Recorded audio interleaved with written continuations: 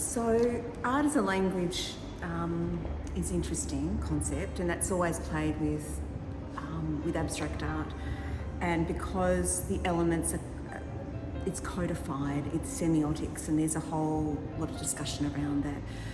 I tend to believe that, say for red, for example, it can have different meanings for different people. I might be applying it, like in this work, it's about assertion, it's about the blood, it's about me being me, you know, but it could be about passion, arts elements. So to where the highest tension is, and that could be the cool and the warm, and that could be the light and the dark, and there's tight space and there's loose space, there's chromatic steps within colour from yellow to orange to red, which could be seen as a smudge, or there could be juxtapositions of very harsh contrasts. So like a poem, you're construct, you know what these words are, but you have a feeling of those words and you're putting them together in a way and rhythms that feel right for you and your story. And it's like a gestalt that happens. Like in a poem, there's gaps, or there's room for the imagination in sections. And that's where the beauty of art is for me, you know, that gap. And, you know, it might end up to be completely like a James Joyce, but there might be pockets of recognition or memory that actually point back to where it came from. There might be a jumble of words or arts elements that reveal a type of gibbery tension or nervousness or something that comes through in language or music or art. It is connected. The interesting thing about art, different to music or dance or performance, is that it's happening at the one time. So you're absorbing all that energy and those tensions at the one time, and it's in the material, so the scale is considered.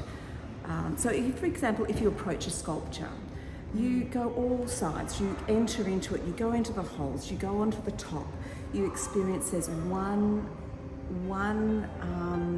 pocket of energy at once. So the music is happening at once, and so that's what an artwork is. It's different. It's using the same approach with the arts elements, and they do cross over. The arts elements, principles, rhythm, all that crosses over into the other art forms.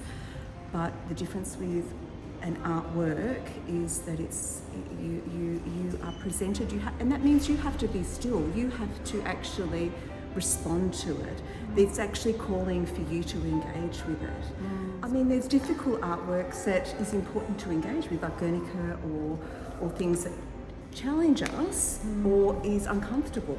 Art is not there to be mollycoddling people, or the feeling is the feeling, and what it does is it reaffirms us as feeling people in society, and so it's a privilege to be an artist, to be able to do that.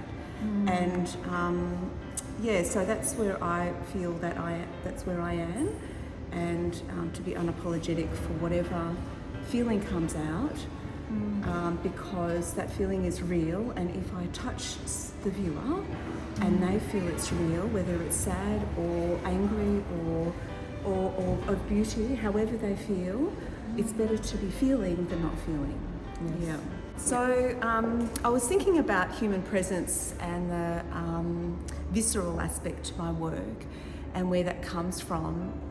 And I was thinking about how my childhood was quite chaotic and the outer world didn't make sense to me. So I would visualise, and I taught myself how to meditate. The visualisation as a child was often colour related and protective mechanisms that came from my imagination, but it wasn't literal. They were often, I would build an environment around myself, and I would bring colour in from the sky or whatever. I would imagine fragments surrounding me. So it's funny looking back on my work. I actually think, and because I've become about the human experience, that's what I feel I am, and that's come later. I didn't know what my pathway was, coming from my father, looking at how he constructed form, from how form can be multidimensional. So from a drawing of a draft to balsa wood to scaffolds on a building to walls on a building, it all changes. So I would imagine myself in these spaces with, so there's a lot of linear structures in the work, and I think it's all together. I don't know how to explain that, but I do, it is an internal visualisation, and I do believe that consciousness develops a form and how I relate to the world. And so, yeah.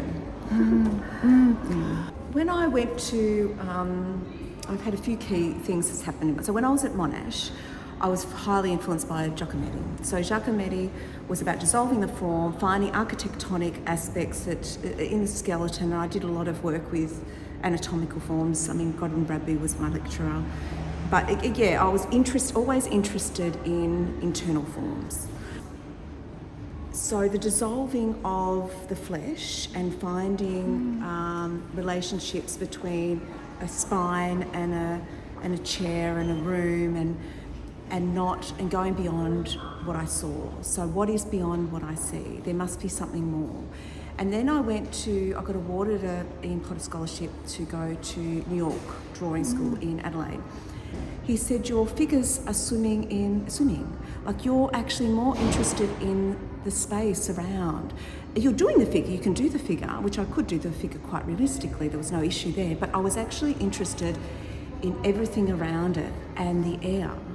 And so the ether and the air, I think, and that goes back to what I was saying before about energy, that's what I'm interested in. So I wasn't interested in the figure, I was interested in how it relates to everything. So I see everything, and then I kind of praise it back to essentials. And but yeah, I'm trying to find something, the essence and the core and the energy of what is not tangible in front of me, but what is beyond. And so that's, I suppose, connects into metaphysics to me, and that's why I became abstract. But it's a part of who you are and how you move in a space. And so I'm sensitive to, I have to be careful with sensitivity. I don't watch movies. There's certain things I can't be around because I've become more sensitive over time. But that's okay.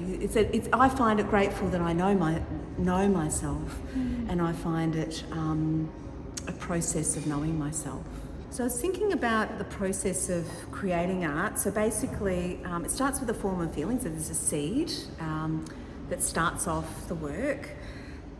There is the human presence of that, which I've talked about. It has to feel real and honest. Then there's the connection. So you're in the work. With this work, I've got two pillars that I decided to create light in the middle mainly, which is a construction of the composition to add unity to the work. And I will just use white, red as the mid-tone and black as the dark tone, and play with just that and try and create light. So I'm trying to resolve these issues in the work, and that's the connection. So there's an underlying grid in the work which I kind of came to in the end, where and there's repetition in the lines and different types of lines I've used for rhythm. So there's a whole lot of things I'm thinking about to tie it together. But because it's I am and it's about assertiveness, there's a lot more of a frontal approach to the work, and the enamel brings that forward as well. And there's two pillars on the side. If you notice, it's darker either side. So I'm thinking about all that stuff. So there's connections going on, and that's I often refer to clay, hand, eye, heart connection, but I add the gut and I add the body to that. And there's also Kandinsky, point, line, plane. There's lots of theories about assembling arts elements in terms of ways, meaning, right? Then there's the viewer. So how do I, as an artist, view this work? Is it resonating with me? There is a little bit of a connection there, but then you have to step away. You have to be detached and think, okay, now I've given birth to this object. it needs to be able to connect to the viewer. How will the viewer enter the work? How will the viewer jump in and out of the work? Will they weave in my spaces, or will they be stopped? Will what I was hoping with the verticality of this work, and it depends on whether that people do resonate with that, was a verticality with your spine as a viewer, and verticality of that, and almost like a weaving. They might be seen as bars, but they're meant to be of strength. So, but it's how people see it, I don't mind really, because it is what it is. So, yeah, so the stage 3 would be the viewer. So first of all, me, and then there's that interconnection with the viewer and how it's viewed. Yeah, so that would be the relational aspect to the work. Along with the relational aspects, which goes along with the arts elements, and you're playing with that too. There's been some very interesting views on my work. Like I say, for example, I did a whole lot of black ones, which I've talked about before, and I thought, who is going to connect with this? I'm going to hang this in this show, and it's so full of a lot of heavy emotions. My partner talks it like a deep guitar bass sound, and a woman came up to me and said, thank you for expressing that, and she absolutely got it. And I thought, well, that was worth it, because I was thinking, oh my goodness, it's got a lot of heavy feelings in it, but it's like the response to Sinead O'Connor when she died, in those sad songs, very vulnerable, because you're just looking at it and you're thinking, oh, did I really create that? No, it's cathartic, and it needs to come out. It's sort of almost like an entity that's gone, and it's there, and it was a moment in time, and you're distant from it then at that moment. Yeah, you're also creating a legacy with your own language and what you believe art should be, and what you want to contribute to art history in, and what you think art should be. Abstract art represents the unknown, and sometimes you don't understand. It's like reading a book that you kind of go, oh, I get the gist of it, but I don't get this bit, and you go back to it and you understand it. I think society in general are not very good with, at the moment, because we've got the Google, internet and whatever, of not knowing and sitting with that. Yeah, and I think there's an ownership of the viewer. I know what I like, that's it, and then they close their eyes and they go on, they move on, without actually thinking, oh, I don't understand it. Like with Picasso, a lot of people say, oh, Picasso just twists his head and his child can do it, But have you understood, and it's not about searching the man, have you looked at the work? People don't look at work anymore and what he's actually doing. It doesn't matter how many children he had and how many wives he had, and the bit of a playboy he was. History and the devices he passed down to other artists, the need for a story of an artist to fill in, and the marketing that goes around art, because that influences the viewer. When viewers forget to look, the best viewers are children, because they don't have any of that baggage, and they look and they sense, and they give me my best observations, because they don't carry any of that. And I like the sense that it's really about sort of opening to being the sensory being, the vehicle that transmutes the experience, that is not known or defined, but felt.